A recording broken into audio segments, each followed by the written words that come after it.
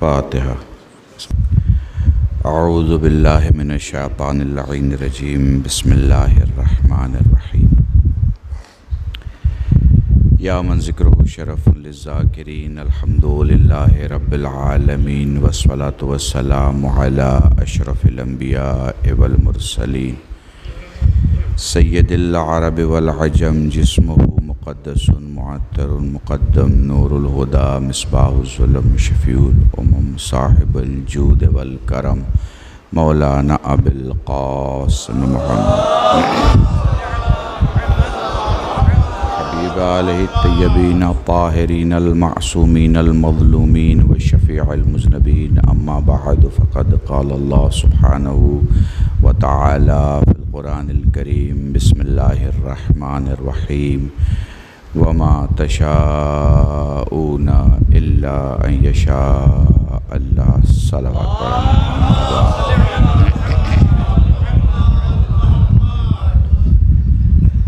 ماشاءاللہ کافی تعداد میں آپ مومنین کی موجودگی۔ بھیا آپ بعد میں بات کر لیجیے گا، فون پہ سوئچ آف کر دیں، بند کر دیجیے آپ، ٹھیک ہے؟ بہت امپورٹنٹ ہو تو آپ باہر سے بات کر لیجیے گا۔ آپ تمام مومنین کرام کی موجودگی اس بات کی دلیل ہے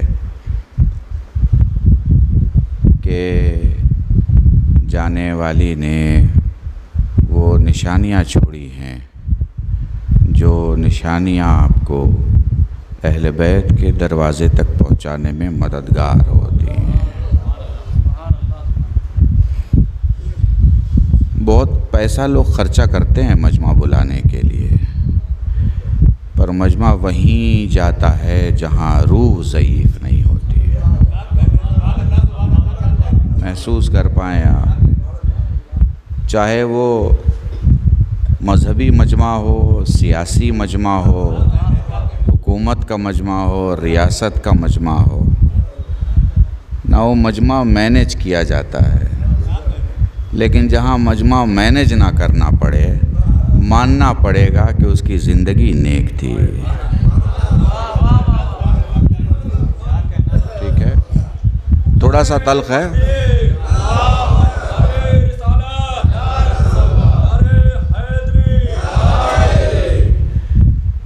تھوڑا سا سخت ہوگا، تلخ ہوگا۔ ایک چھوٹے سے موضوع کو آپ کے سامنے شروع کروں گا۔ میرے بڑے بھائی حجت الاسلام والمسلمین سید محمد میاں صاحب یہاں پہ تشریف فرما ہیں، اور میرے دوست یہاں موجود ہیں، میرے چھوٹے بھائی یہاں موجود ہیں، سارے علماء میں دیکھ رہا ہوں یہاں موجود ہیں۔ تو جی بالکل روحانیت تو ایک انسانی سفر پہ چلتے ہیں۔ پڑھے لکھے لوگ بھی مجھے دکھائی دے رہے ہیں ماشاءاللہ سے، پروفیشن سے۔ پرانا لکھنؤ اور نیا لکھنؤ ملا ہوا دکھ رہا ہے مجھے، تو دونوں کو ملا کے ایک موضوع بناتے ہیں تاکہ دونوں کے لیے گفتگو ہو جائے، ٹھیک ہے؟ آدمی سے انسان بننے کے سفر میں وہ کون سی چیزیں ہیں، وہ کون سی چیزیں ہیں جو ہمیں انسان بناتی ہیں؟ آدمی سے سر بھائی، آدمی سے انسان بننے کے سفر میں انسان کی بات کر رہا ہوں، بولتے ہوئے جانور کی بات نہیں کر رہا، انسان کی بات کر رہا ہوں۔ تو آدمی سے انسان بننے کے سفر میں جو چیز آپ کو سب سے امپورٹنٹ بناتی ہے اس کا نام ہے فکر۔ فکر، جی فکر۔ آپ پلان تبھی کریں گے جب آپ کے پاس فکر ہو۔ فکر نہ ہو تو آپ کوئی پلان نہیں۔ یہ امام باڑہ اتنا بڑا آپ دیکھ رہے ہیں، پہلے اس کی فکر تھی، پھر یہ امام باڑہ ہوا۔ جب تک فکر نہیں ہوگی تب تک کوئی عمل نہیں ہو سکتا۔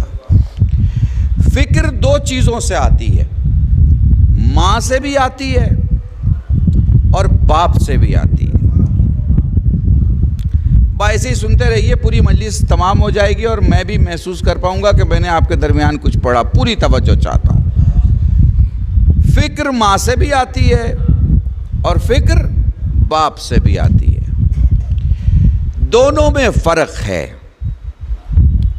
ماں سے فکر جو آتی ہے وہ طہارت کے ساتھ آتی ہے.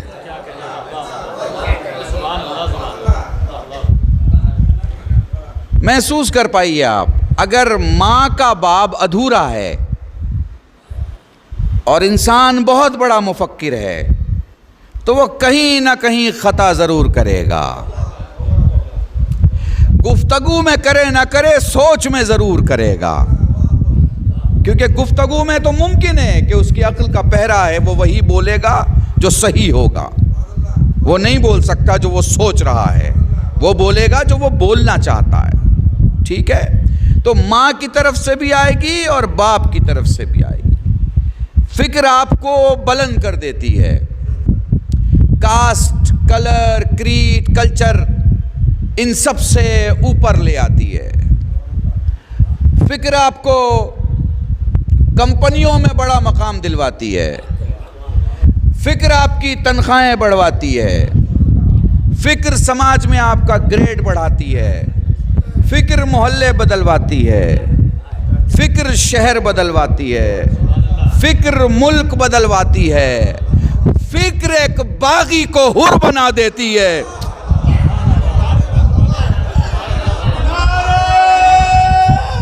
حیدری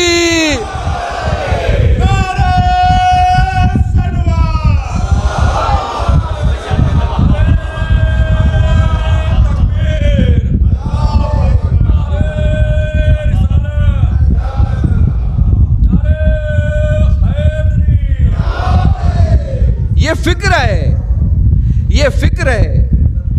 جملے بدلوں، اپنے زمانے میں آ جاؤں. یہ فکر ہے جو لبنان کے رہنے والے کو حسن نصر اللہ بناتی ہے. یہ فکر ہے جو عراق کے رہنے والے کو سیستانی بناتی ہے. یہ فکر ہے جو ایران کے رہنے والے کو خامنائی بناتی ہے. یہ فکر ہے. فکر آتی ہے پہلے. فکر مضبوط ہے، آدمی مضبوط ہے. فکر کمزور ہے، آدمی کمزور ہے. ساتھ رہیے گا تو فکر سب سے بڑی چیز ہے. فکر درجے بلند کرواتی ہے. فکر ابوذر بناتی ہے. فکر مقداد بناتی ہے. فکر سلمان بناتی ہے. فکر آپ کو بلند کرتی ہے. فکر کے ساتھ کیا ہوتا ہے؟ جب فکر آپ کے پاس بلند آ جائے تو آپ کے عقل کا تذکرہ ہونے لگتا ہے. چونکہ فکریں بیوقوفوں کے پاس نہیں جایا کرتی. ہیلدی تھاٹس ہیلدی مائنڈس میں جایا کرتے ہیں. ہیلدی مائنڈس ہیں تو ہیلدی تھاٹس آئے گی. اس کا بڑا لینا دینا ہے. پوری مجلس ہو جائے گی ایک 50 منٹ کی. اس سلسلے کو اگر میں بیان کروں گا کہ آپ ہنستے کیوں ہیں، آپ روتے کیوں ہیں، آپ میں کیوں تبدیلیاں آتی ہیں، کیا کیمیکل کمپوزیشن ہوتا ہے، کن کن چیزوں کا کن کن چیزوں پہ اثر ہوتا ہے، ہر چیز کا اثر ہوتا ہے. اب شیعہ ہو کے مانے نہ مانے، وہ گاندھی مان رہا ہے اپنے زمانے میں کہ جیل میں گاندھی نے کہا میں فلاں کے ہاتھ کی روٹی نہیں کھاؤں گا. اس سے جیلر نے کہا کیوں نہیں کھاؤ گے؟ کہا کہ جو آدمی آج کچن میں کام کر رہا ہے اور روٹی بنا رہا ہے وہ 302 کے مقدمے میں ہے. میں قاتل کے ہاتھ کی روٹی نہیں کھا سکتا.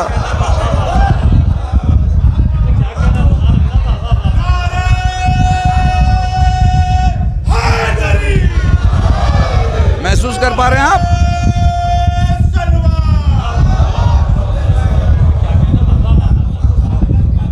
فکر ہے. گاندھی کو تھی، اپنے لیول پہ تھی. ان کا اپنا زمانہ تھا، اپنا وقت تھا، ان کا اپنا دین ہے، اپنی سوچ ہے. اسی لیے آپ کے یہاں فکر بہت امپورٹنٹ ہے. اسی لیے آپ کے یہاں غذا بہت امپورٹنٹ ہے. آپ ڈاکٹر کے پاس جائیے گا تو وہ غذا کے اثرات میں پہلے یہ دیکھے گا کہ غذا میں سٹرونگنس کتنا ہے، وٹامن کتنا ہے. کسی مولوی کے پاس آئیے گا تو وہ کہے گا دیکھیے طہارت کتنی ہے. جسے وہ وٹامن کہتا ہے اسے ہم طہارت کہتے ہیں. سمجھ رہے ہیں آپ؟ طہارت کہتے ہیں. اب ساتھ رہیے گا آپ تاکہ میں بہت بہت اہم بات اس وقت کہنے جا رہا ہوں. دیکھیں علی نے اپنی زندگی میں کیا کھایا؟ جو کی روٹی. اچھا ہمارے یہاں بہت سارے قبلہ، ہمارے یہاں شیعوں میں بہت سارے کنسپٹ کو اپنے حساب سے سوچا جاتا ہے، بخود کا حساب ہے. 80% شیعہ جو کی روٹی کو، 80% شیعہ ہندوستان پاکستان میں، ایران اور عراق کی بات نہیں کر سکتا مگر اردو بولنے والے 80% شیعہ علی کی جو کی روٹی کو معاذاللہ غربت کا پرتیک مانتے ہیں. وہ آپ میں سے بہت سارے بیٹھے ہوں گے جو یہی سوچتے ہیں. کائے کا پرتیک مانتے ہیں آپ؟ غربت کا، غریبی کا. نہیں ہے، جو کی روٹی کھا رہے ہیں، غربت میں گزارا ہو رہا ہے. نہیں، اب اس واقعے کو یہیں چھوڑ دیتے ہیں. میں فکر پہ بات کر رہا ہوں آپ سے. WHO میں دنیا کے 4000 سے زیادہ ان کے ڈاکٹروں نے، جو بڑے ڈاکٹر ہیں، امپورٹنٹ ڈاکٹر ہیں، ایک انٹرنیشنل کانفرنس کی اور ان کے چیف نے ان سے کہا کہ یہ جو 2023 کا سال ہے، اس سال کو ہم خاص بنائیں گے. کیا کریں گے؟ اب تک بیماریوں نے انسانوں کو مارا، اس سال ہم بیماری کو ماریں گے. یہ ڈاکٹروں نے طے کیا. ٹھیک ہے، تو جو چیف تھا اس نے کہا یہ ٹارگٹ بہت آسان ہے، اسے اچیو کیا جا سکتا ہے. اس کے لیے بس ایک ہی کام تو کرنا ہے، اپنے کچن سے گیہوں کو نکال دو اور جو کو لے آؤ. پتہ نہیں میں کیا پڑھ رہا ہوں، آپ کیا سن رہے ہیں. یہ کوئی میں مجلس کا نکتہ نہیں پڑھ رہا آپ کے سامنے. یہ کسی مجلسی کتاب سے میں نے کوئی کسی کے مجلس سے نکتہ ڈھونڈ کے لا کے آپ کو سنا دیا، ایسا نہیں ہے.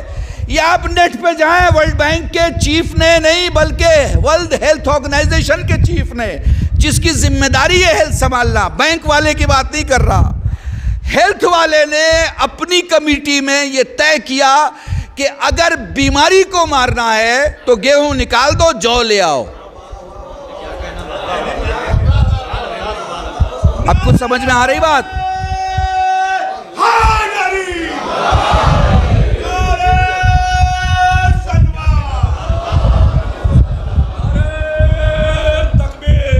اللہ اکبر.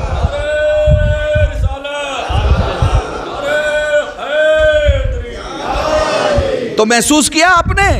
اب یہ علی غربت کی غذا نہیں کھا رہے، علی سپر فوڈ کھا رہے ہیں. اگر تھوڑا بہت انگریزی محسوس کر پائیں تو فوڈ نہیں، سپر فوڈ کھا رہے ہیں. یعنی اگر بشریت علی کے کھانے کی اتباع کرے تو پوری زندگی کی بیماریوں سے محفوظ ہو جائے گی، بلا قید مذہب و ملت و عقیدہ. اگر بشریت وہ کھانا شروع کرے جو علی کھا رہے تھے تو بیماریاں نہیں آئیں گی. میں یہی تو کہتا ہوں، علی کا نام لو اور سانسیں لو تو روح بلند ہو جاتی ہے، اور علی کی غذا کھاؤ تو بیماریاں ختم ہو جاتی ہیں. تو فکر ہے جو آپ کو بلند کرتی ہے. فکر، پھر فکر آپ میں ایک شے پیدا کرتی ہے جس کا نام ہے طلب. کیا نام ہے؟ طلب. میں مثال دے دوں، مولویت کی مثال دوں، دوسرے کسی کی دوں گا تو بات ہوگی کہ صاحب فلاں کی مثال دے دی مولانا نے. گاؤں میں مجلس پڑھ دیں، مولانا پہنچتے ہی شام کو انہوں نے کسی جوان سے کہا بیٹا وہ سگریٹ کی دکان کہاں ہے؟ ان کا جی مولانا گاؤں میں تو کوئی دکان نہیں ہے، 2 کلومیٹر دور ایک دکان کھلی رہتی ہے 12 بجے رات تک. کہا بیٹا جلدی سے بائک نکالو، مجھے لے کے چلو. اب مولانا اس بچے کے ساتھ 2 کلومیٹر دور اس گاؤں کے باہر اس دکان میں چلے گئے. کیوں؟ طلب. یہ اچھی بھی ہوتی ہے، بری بھی ہوتی ہے، یہ غلط بھی ہوتی ہے، صحیح بھی ہوتی ہے، یہ حلال بھی ہوتی ہے، یہ حرام بھی ہوتی ہے. اب مولانا کس چیز کے لیے گئے ہیں اس گاؤں کی دکان تک؟ سگریٹ کے لیے. وہ سگریٹ کے لیے کیوں گئے ہیں؟ کیونکہ طلب ہے. تو فکر کیا پیدا کرتی ہے؟ طلب. طلب سے آپ کے اندر ایک شے پیدا ہوتی ہے جس کا نام ہے تلاش. تلاش. لکھنؤ والوں، میں پوری مجلس چند جملوں میں پڑھنے جا رہا ہوں. طلب آپ کے اندر ایک جذبہ پیدا کرتا ہے جسے کہتے ہیں تلاش. یہ جو آپ مجلس میں آئے ہیں، یہ مجلس میں ایسے ہی نہیں آئے. طلب پیدا ہوئی اور طلب کے ساتھ تلاش شروع ہوئی. تلاش تلاش. جب آدمی طلب کے راستے تلاش تک پہنچ جائے تو وہ پھر اطمینان کی سرحد میں داخل ہونے لگتا ہے.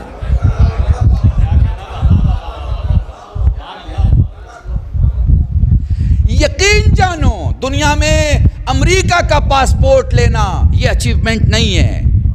دنیا میں لندن اور برٹن کا پاسپورٹ لینا یہ اچیومنٹ نہیں ہے. ورلڈ کے کسی بینک میں پیسے زیادہ سے زیادہ رکھنا یہ اچیومنٹ نہیں ہے. دنیا کی سب سے بڑی اچیومنٹ پتہ ہے کیا ہے؟ جب آپ جاگنا چاہو جسم جاگ جائے، جب آپ سونا چاہو جسم سو جائے.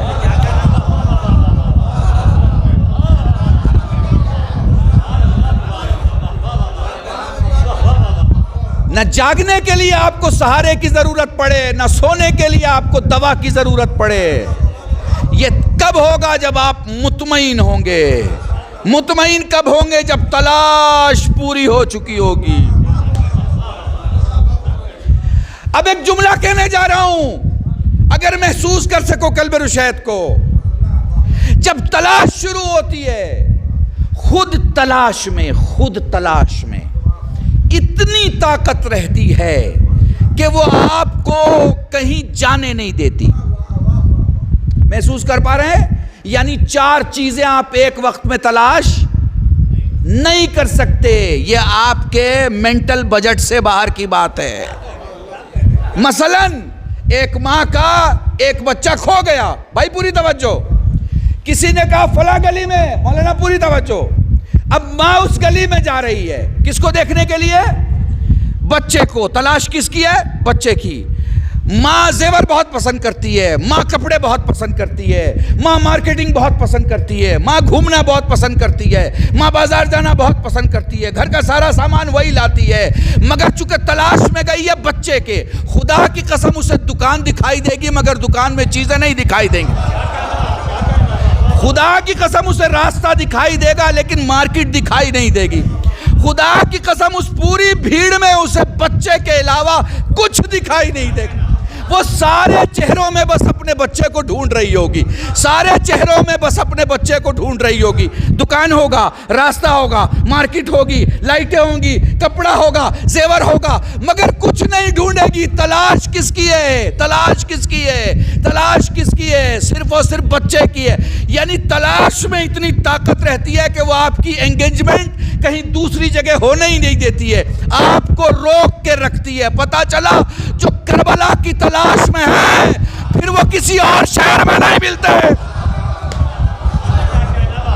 نہیں، میں آپ کے لکھنؤ میں پڑھ رہا ہوں اس لیے جملہ مجلسی پڑھ لوں کہ جو نجف کے تلاش میں ہو وہ معاویہ کے شہر میں دکھائی نہیں دے.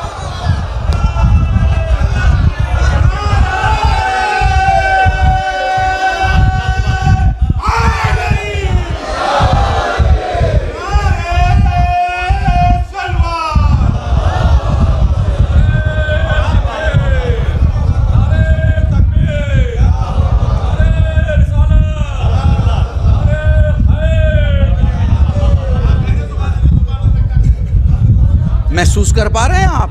یہ تلاش ہے حضور، آپ کو انگیج رکھتی ہے. آپ کچھ بھی دیکھیں، کتنی بھی خوبصورت دکان سامنے ہو، آپ کا ذہن اس دکان کی طرف نہیں جائے گا. آپ جس چیز کو تلاش کر رہے ہیں. اب آپ کہہ رہے ہیں مولانا ہم دنیا میں رہتے ہیں، کیسے ممکنات ہے؟ یہ بھی دیکھنا رہتا ہے، وہ بھی دیکھنا رہتا ہے. نہیں بھائی، اگر تلاش پیدا ہو جائے گی کہ مجھے اپنے خدا تک پہنچنا ہے تو پھر یاد رکھیے گا دنیا کی بازار میں پھیلے ہوئے جتنی شیطنت ہے، دکھائی تو دے گی، دھیان اس کی طرف نہیں جائے گا، دھیان اپنے تلاش میں رہے گا، تلاش میں۔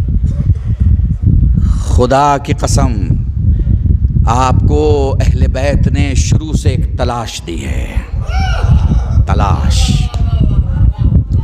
کچھ موبائل ملتے ہیں مارکیٹ میں جیسے سیمسنگ یا ادر موبائل، اس میں جو میموری ہے وہ حافظہ ان بلٹ ہے، مطلب آپ کسی سے بات کریں گے تو ریکارڈنگ شروع ہو جائے گی آٹومیٹکلی، ٹھیک ہے؟ انجینئر کو پتہ رہتا ہے کہ وہ کہاں پہ ریکارڈ ہو رہا ہے، مگر آٹومیٹکلی ریکارڈنگ شروع ہے، بٹن دابنے کی ضرورت نہیں ہے نا؟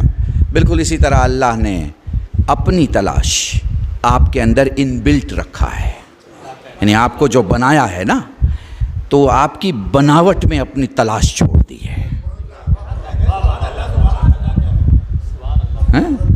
آپ سنتے ہیں نا وہ فلاں کرسچن مسلمان ہو گیا، وہ فلاں آدمی شیعہ ہو گیا، وہ فلاں آدمی فلاں ہو گیا، یہ کیسے ہو گیا؟ کیسے ہو گیا؟ تلاش، تلاش۔ جس کی زندگی میں تلاش نہیں، اس کی زندگی لاش ہو جاتی ہے۔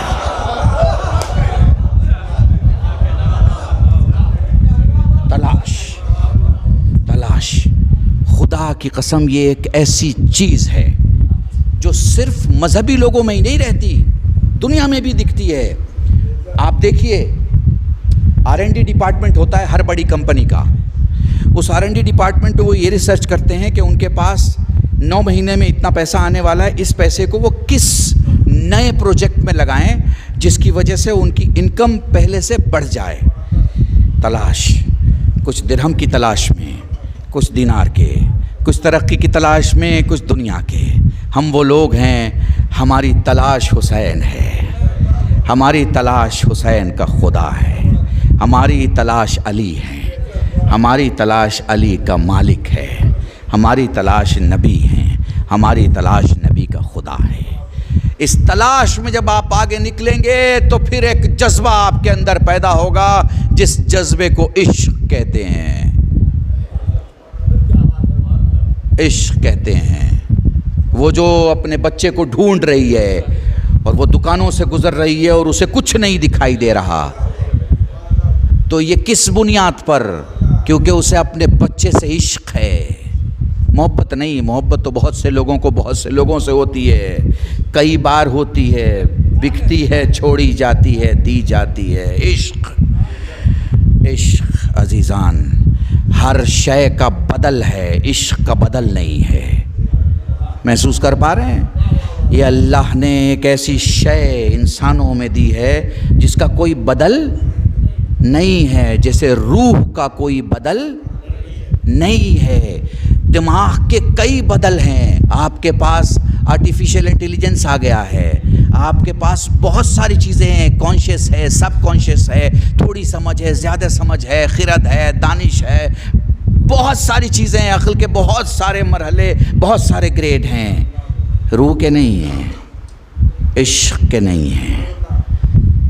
یہ جہاں ہو وہاں قربانی میں کچھ نہیں دیکھتا، اسے صرف اپنی تلاش دکھتی ہے۔ نہیں، اسے اور واضح کروں آپ کے لیے۔ آپ گھر میں بیٹھے ہیں، ایک لائبریری ہے، کتابیں ہیں، ایک ٹیبل ہے، ایک کپ ہے، ایک نیوز پیپر ہے، آپ نیوز پیپر پڑھ رہے ہیں، کھڑکی سے سورج کی روشنی آ رہی ہے، سب کچھ دکھ رہا ہے نا، لائبریری بھی دکھ رہی ہے، کپ بھی دکھ رہا ہے، پیپر بھی دکھ رہا ہے، ٹیبل بھی دکھ رہا ہے، کمرہ بھی دکھ رہا ہے، سورج کی روشنی بھی دکھ رہی ہے۔ اسے کہتے ہیں محبت۔ سب کچھ دکھ رہا ہو اسے کہتے ہیں محبت۔ عشق کسے کہتے ہیں؟ تلاش کے سوا کچھ نہ دکھتا ہو۔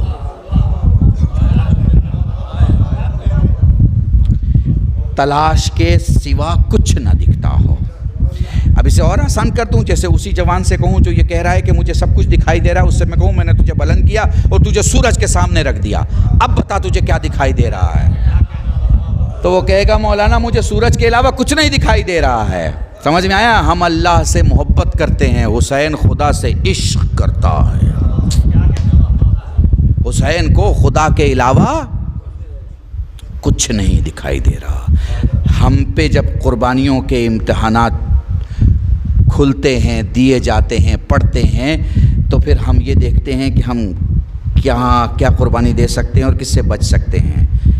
ہاں، اور اولاد کی قربانی کی تو بات ہم سوچ بھی نہیں سکتے. کیوں؟ اس لیے کہ محبت والے ہیں ہم، عشق والے نہیں ہیں.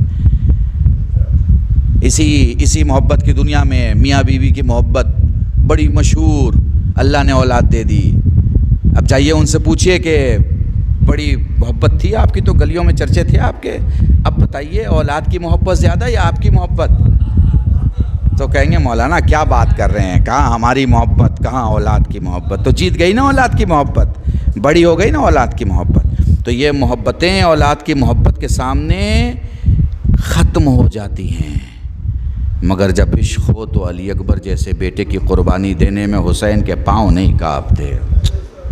اللہ اکبر، اللہ اکبر. خدا کی قسم علی اکبر جیسا بیٹا ہے اور حسین جیسا باپ، پاؤں نہیں کانپتے. میں کہا کرتا ہوں اپنی مجلسوں میں، یقین کے بادشاہ کو حسین کہتے ہیں. خدا کی قسم اسے گھر جا کے لکھیے گا اور سوچئے گا کہ قلب الشہید نے کیا کہا. یقین کے بادشاہ کو حسین کہتے ہیں، یقین کے بادشاہ کو. یہ جو ایک رات کی مہلت دی تھی نا، لی نہیں تھی، یہ جو ایک رات کی مہلت دی تھی وہ اس لیے دی تھی کہ اگر شک کا کوئی مسافر ہمارے یہاں ہے تو چلا جائے، یقین کا کوئی سپاہی دشمن میں ہے تو چلا آئے. یہ حسین ہے، یقین کا بادشاہ ہے حسین، یقین کا. ہاں، میں نے ابھی رودولی میں ایک جملہ کہا، کاش میں آپ کو محسوس کرا پاؤں. آپ کو پتہ ہے نا یہ جتنے پروڈکشن یونٹ ہے، چاہے وہ ہیومن کیریکٹر کی ہوں، چاہے کوالٹیز کی ہوں، چاہے بڑی بڑی سروسز کی ہوں، ان کے نمبرز 2-3 ہوتے ہیں. مثلا ایک کمپنی کہتی ہے میں IAS بنا رہا ہوں، ایک کمپنی ہے وہ مجھے IAS بنانا، IPS بنانا ہے، جوڈیشل سروسز کے لیے لڑکے تیار کرنے ہیں. تو وہ کتنے لیتے ہیں؟ 500 بچے لیتے ہیں، ٹھیک ہے. اور اس میں سے سال بھر میں 2 بچے کامیاب ہوئے. ان دونوں کی تصویر انہوں نے بڑے بورڈ پہ لگائی اور کہا ہمارے یہاں کے یہ بچے کامیاب ہو گئے. اور پھر وہ 2 بچے کے چہرے پہ اگلے سال کی مارکیٹنگ کرتے ہیں. سمجھ میں آ رہا ہے آپ کو؟ وہ دوسرے جو لوگ اپنے بچوں کو لے کے جاتے ہیں وہ 2 بچوں کو دیکھ کے لے کے جاتے ہیں کہ اس آرگنائزیشن سے یہ 2 بچے IAS ہوئے، IAS ہو گئے، IPS ہو گئے. تو یہ لیتے کتنے بچے ہیں؟ 500 بچے لیتے ہیں. نکلتے کتنے ہیں؟ 2 3 1 4 5 سے زیادہ نہیں نکلتے کسی آرگنائزیشن سے. آپ دیکھ لیجئے گا میری بات سننے کے بعد ذرا چیک کر کے، ٹھیک ہے نا. آدم سے لے کے خاتم تک جتنے بننے سنورنے کے لیے آئے، نہ تو اوپر کوئی بہت اچھے حالات ہیں نہ نیچے کوئی بہت اچھے حالات ہیں. آدم کے زمانے کو دیکھ لیجئے کتنے آدم کے ساتھ ہیں اور کتنے آدم کے خلاف. نوح کے زمانے کو دیکھ لیجئے کتنے نوح کے ساتھ ہیں، کتنے نوح کے خلاف. ابراہیم کے زمانے کو دیکھ لیجئے کتنے ابراہیم کے ساتھ ہیں، کتنے ابراہیم کے خلاف. ذرا رسول کے زمانے میں آ جائیے، 1.25 لاکھ حاجیوں کا مجمع ہے اور 10 آدمی میت پہ ہیں. محسوس کر پا رہے ہیں آپ؟ محسوس کر پا رہے ہیں کتنے نبی کے ساتھ ہیں اور کتنے نبی کے خلاف ہیں؟ محسوس کر پا رہے ہیں؟ ٹھیک ہے. مولا علی کو لے لیجئے، سب کو لے لیجئے آپ، اللہ حسین، اللہ حسین، اللہ حسین. 71 ساتھ تھے، 71 کے 71 حسین تھے. 71 کے 71. اتنی کوالٹی آپ کو کہیں نہیں ملے گی، اتنی کوالٹی. میں نے دنیا کی بہت سادی سی مثال آپ کو دی ہے کہ کچھ بھی بنائے جانے کے لیے کسی بھی درسگاہ، کسی بھی آموزش کی جگہ، کسی بھی سازمان، کسی بھی انٹلیکچول جگہ پر جب یہ کہا جاتا ہے کہ فلاں چیز بنائی جا رہی ہے یہاں پہ، اتنا ایوریج نہیں ہے کہیں پر. یہ صرف کربلا ہے، صرف کربلا، جہاں پر جتنے آئے سب کے سب حسین تھے. اور وہ جو سب سے چھوٹا سپاہی تھا وہ درسگاہ میں بیٹھ کے سن نہیں رہا تھا، وہ جھولے میں سویا ہوا تھا. مگر اثر دیکھیے کہ جب قربانی دے رہا ہے تو پھر قربانی بھی ویسے ہی دے رہا ہے جیسے حسین چاہتے ہیں، جیسے حسین چاہتے ہیں. اللہ کی قسم. تو یہ تلاش آپ کو لاتی ہے عشق تک، اور پھر عشق آپ کو کیا بنا دیتا ہے؟ عشق آپ کو حسین کی بارگاہ میں پہنچا دیتا ہے.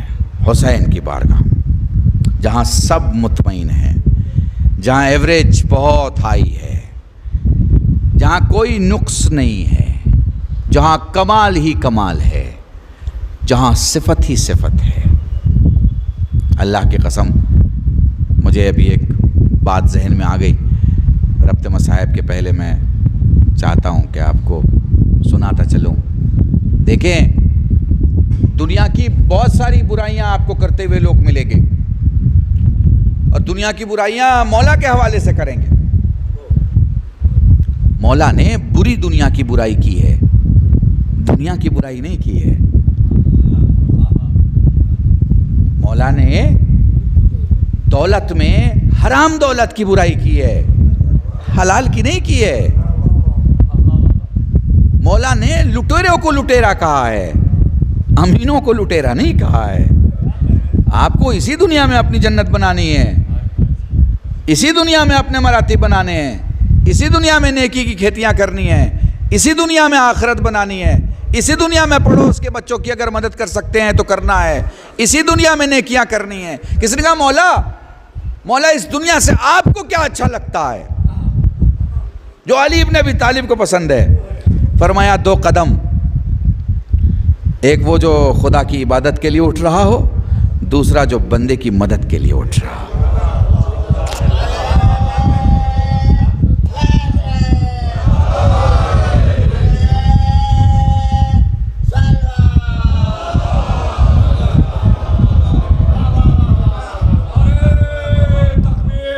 اللہ اکبر۔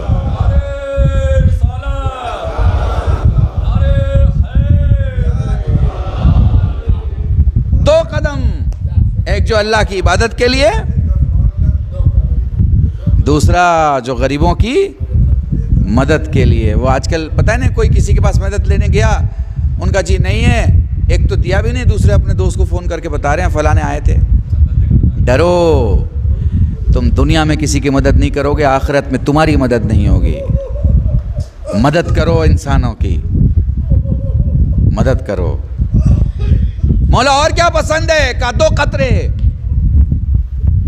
ایک شہید کے خون کا قطرہ، ایک اپنے گناہوں کی توبہ کے وقت مانگنے والے کے آنسو کا قطرہ، کہ جب وہ توبہ کر رہا ہو، اپنے گناہوں کے معافی خدا سے مانگ رہا ہو، اس کا قطرہ۔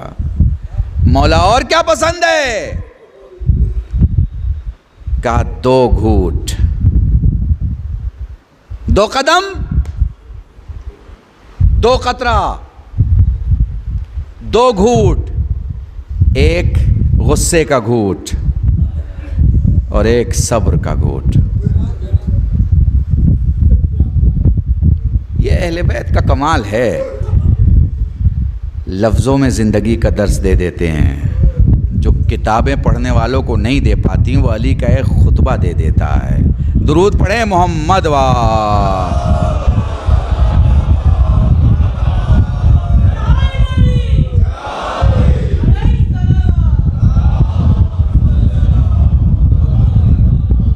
بس میرے عزیزان، حسین تک آ گئے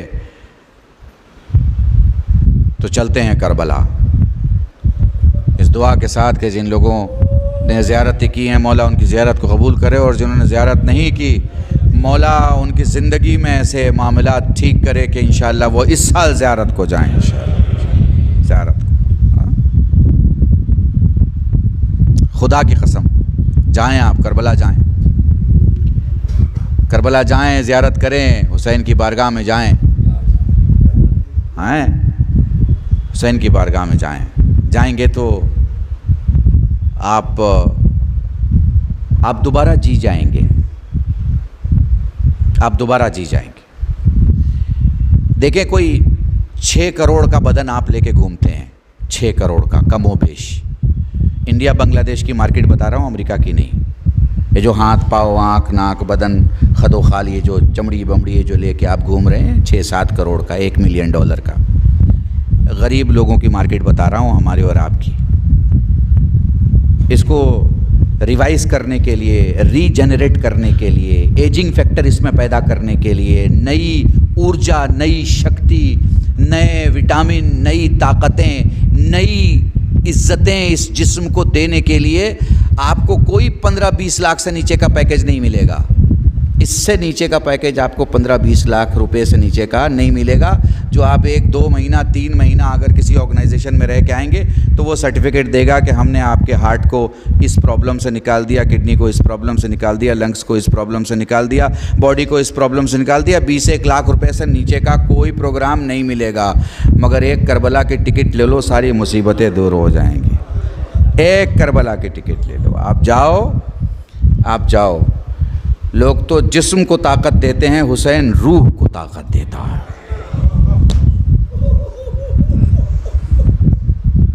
حسین ایک کمال کی ذات ہے. ہم اور مولانا محمد میاں صاحب, شہر کا نام بھول گیا میں, وہاں ہم لوگ بات کر رہے تھے تو آپ نے کہا کہ وہاں پہ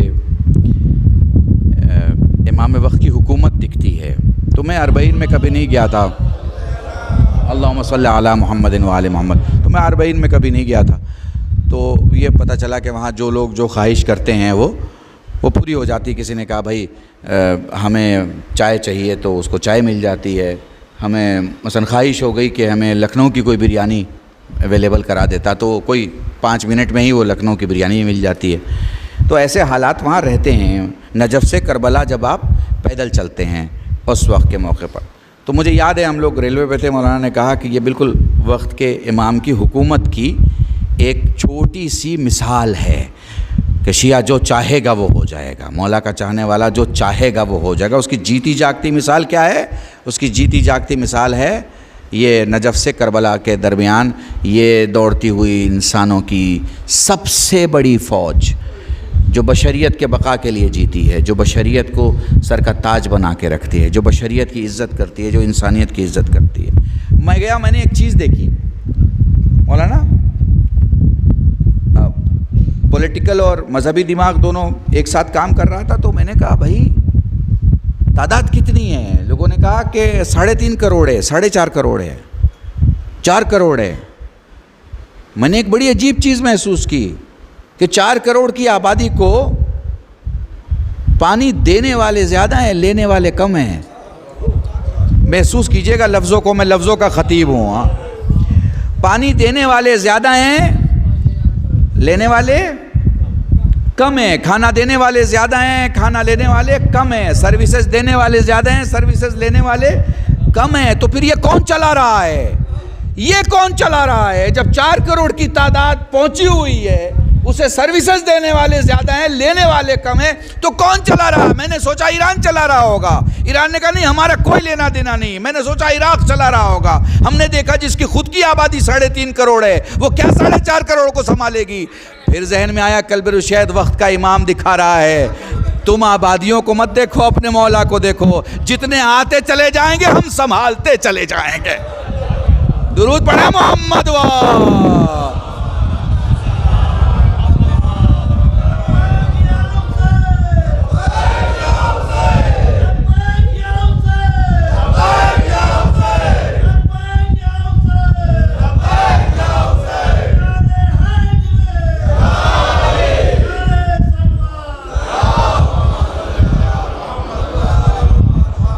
بس میرے عزیزان, کربلا جائیں, روح کا علاج ہوگا. کربلا جائیں, ضمیر کا علاج ہوگا. کربلا جائیں, نفس کا علاج ہوگا. کربلا جائیں, جسم کا علاج ہوگا. کربلا جائیں, دنیا کے جتنے حکیم ہیں انسانوں کا علاج کریں گے, فرشتوں کا نہیں کر سکتے. دنیا کے جتنے ڈاکٹر ہیں, جتنے حکیم ہیں, انسانوں کا علاج کر سکتے ہیں, فرشتوں کا نہیں کر سکتے. یہ حسین ہے جس کے جھولے سے فرشتہ مس ہو تو بالوں پر ملتا ہے. تو جس کو آنا حسین کی بارگاہ میں آ جائے سب کچھ ملتا ہے, سب کچھ ملتا ہے. کیوں؟ اس لیے کہ حسین نے سب کچھ دے دیا ہے. حسین نے کربلا میں سب کچھ دے دیا. بہت پیاس لگتی تھی مولا حسین کو, اور شروع سے بہت پیاس لگتی تھی مولا حسین کو. میں اپنی خطابت میں یہ جملے ہمیشہ پڑھتا ہوں. سب نے حسین سے کہا, سب نے حسین سے کہا مجھے پیاس لگی ہے. حسین نے کسی سے نہیں کہا مجھے پیاس لگی ہے۔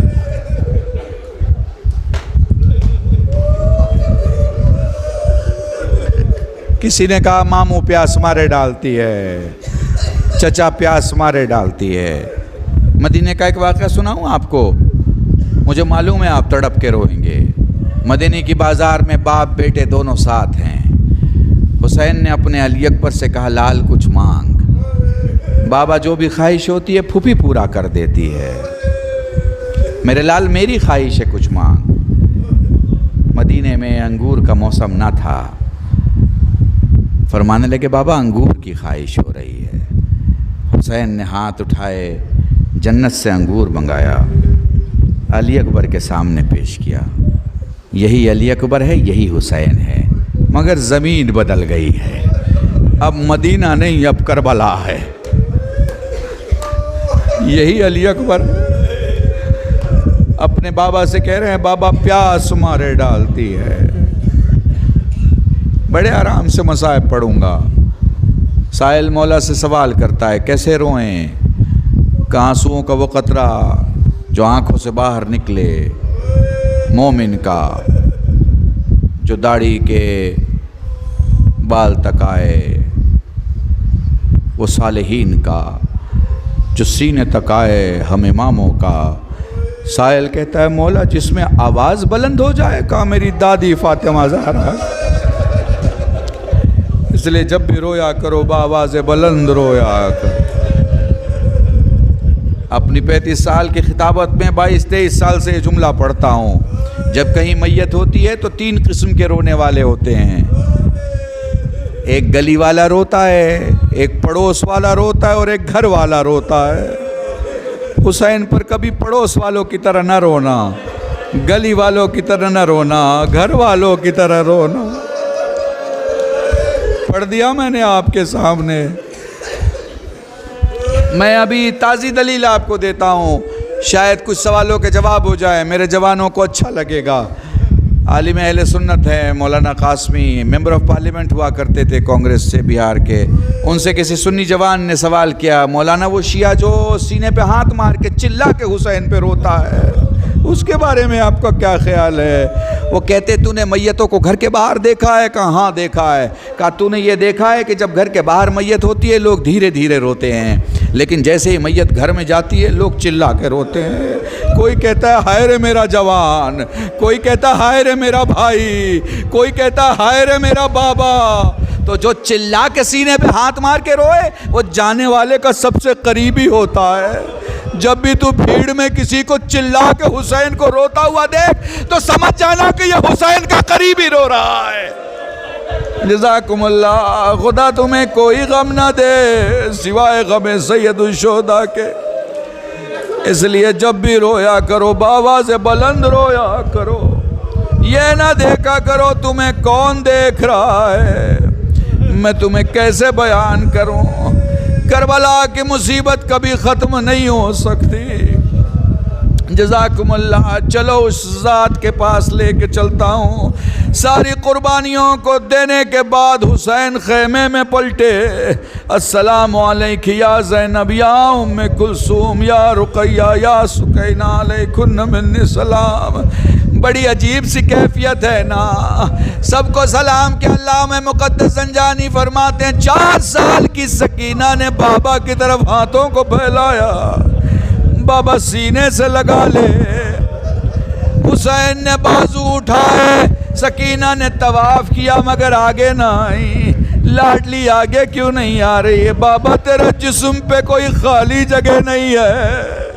حسین بیٹھے، جسم سے تیر نکالنا شروع کیا، سکینہ کو سینے سے لگایا۔ علامہ مرحوم رشید ترابی پڑھا کرتے تھے، سکینہ کی آنکھ لگ گئی۔ آنکھ لگتے ہی خواب میں دیکھا دادی کہہ رہی تھی لاڈلی میرے حسین کو جانے دے، میں بالوں سے مقتل کی زمین صاف کر چکی۔ اے لال میرے لال، سکینہ میرے حسین کو نہ روک۔ آنکھ کھلی، فرماتی ہیں بابا جاؤ خدا حافظ۔ اے لال تو ابھی روک رہی تھی، ابھی جانے کو کہہ رہی ہے۔ بابا تیرے سینے کی ٹھنڈک پا کے جب میری آنکھ لگ گئی، میں نے خواب میں دادی کو دیکھا، کہہ رہی ہیں سکینہ لال میرا حسین کو جانے دے، بابا جاؤ خدا حافظ۔ وہ لو حسین میدان میں آ گئے، وہ لو چاروں طرف سے تیر و تبر کی بارش ہو گئی۔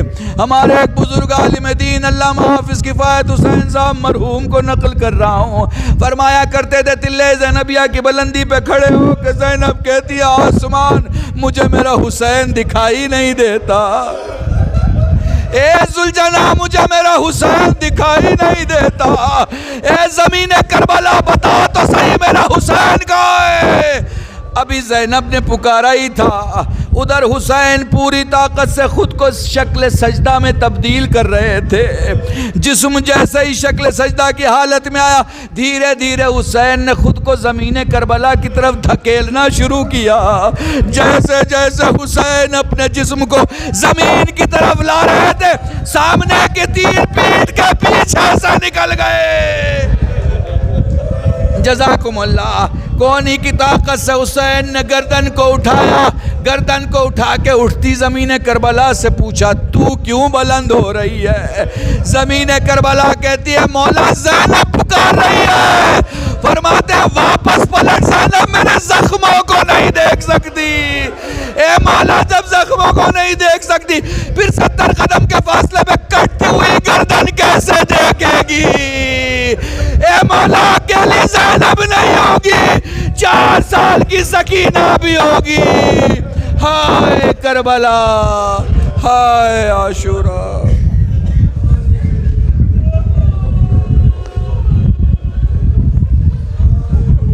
لعنت اللہ علی القوم الظالمین وسیعلم الذین ظلموا ای منقلب ینقلبون انا للہ و انا الیہ راجعون۔ پروردگارہ ہمیں جو غریب ہو ان کو توانگر بنا، بیمار کربلا سید سجاد کے صدقے شفاء کلی عطا فرما، ہماری جو مائیں بہنیں بیٹیاں بیمار ہو، بیمار مدینہ جناب صغرا کے صدقے شفاء کلی عطا فرما، حضرت حجت کے ظہور میں تعجیل فرما، ہم سب کو ان کے ناصرین میں شمار فرما، گناہوں کو معاف فرما، دعاؤں کو قبول فرما۔ ربنا تقبل منا انك انت السميع العليم بحق محمد وآلہ الطیبین الطاہرین فضلک و رحمتک یا ارحم الراحمین۔ حضرات مومنین ایک مرتبہ سورہ الحمد، 3 مرتبہ سورہ مبارک اخلاص کی تلاوت فرما کر مرحومہ کے روح کو ارسال۔